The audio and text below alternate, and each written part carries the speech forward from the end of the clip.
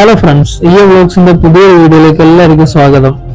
ഞങ്ങൾ ഇന്ന് കോഴിക്കോട് മിഠായി തെരുവിലേക്കുള്ള ചെറിയൊരു യാത്രയിലാണ്. നമ്മുടെ ബ്രദറ് ഒരു 2-3 ദിവസം കൊണ്ട് ദുബായിലേക്ക് പോവാം. പുള്ളിക്കാരന് പുതിയൊരു വിസ അവിടെ റെഡിയായി നെസ്റ്റോല്. അപ്പം ചെറിയൊരു പർച്ചേസിന് വേണ്ടിയിട്ട് ഞങ്ങൾ മിഠായി തെരുവിലേക്ക് പോവാണ് ഒരു സൺഡേ.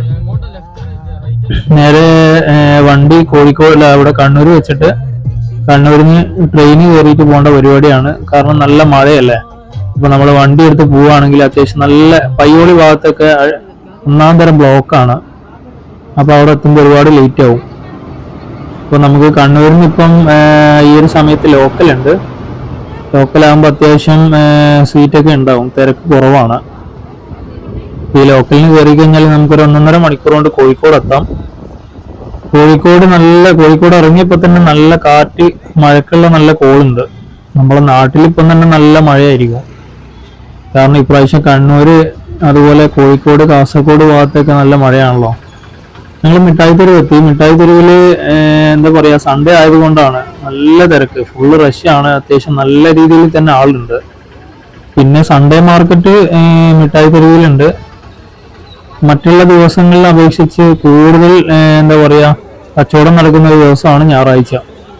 നമുക്ക് എൻട്രൻസിൽ കയറുമ്പോൾ തന്നെ അവിടെ ഷൂവിന്റെ ചെറിയൊരു എന്താ പറയാ കച്ചവടം കാണാം.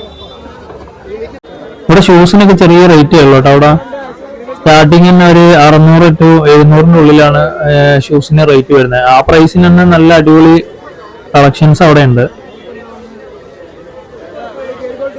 ഞങ്ങള് പിന്നെ ഏകദേശം ഒരു ഉച്ച 2:30-3 മണിയോടെ അടുപ്പിച്ചിട്ടാണ് ഇവിടെ എത്തുന്നത്.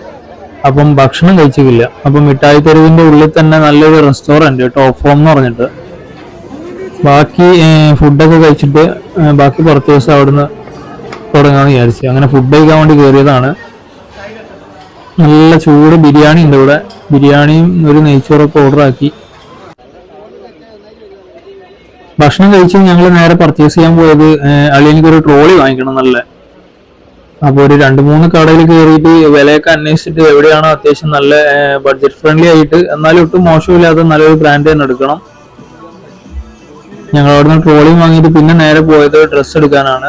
പുള്ളിക്കാരന് 2 നല്ല പുറത്തൊക്കെ പോകുമ്പോൾ ഇടാൻ പറ്റിയ ഡ്രസ്സ് എടുക്കാൻ വേണ്ടിയിട്ട് മിഠായി തെരുവിന്റെ ഉള്ളിൽ തന്നെ നല്ല ജെൻസിന്റെ ഒരുപാട് കളക്ഷൻസ് ഉള്ള ഒരു 3-4 ഷോപ്പുകളുണ്ട്. അവിടെ അത്യാവശ്യം നല്ല കളക്ഷൻ കിട്ടുന്ന ഒരു ഷോപ്പിൽ തന്നെ കയറി.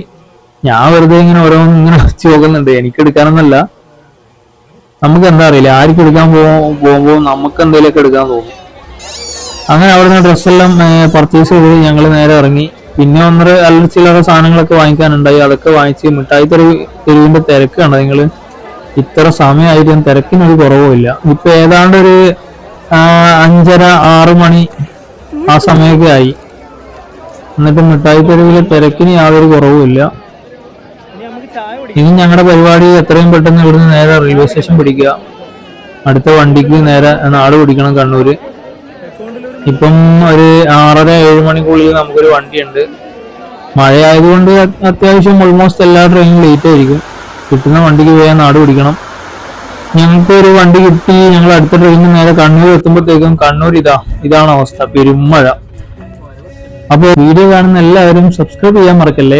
അപ്പം വീണ്ടും ഒരു നെക്സ്റ്റ് വീഡിയോയുമായി കാണാം. Love you all.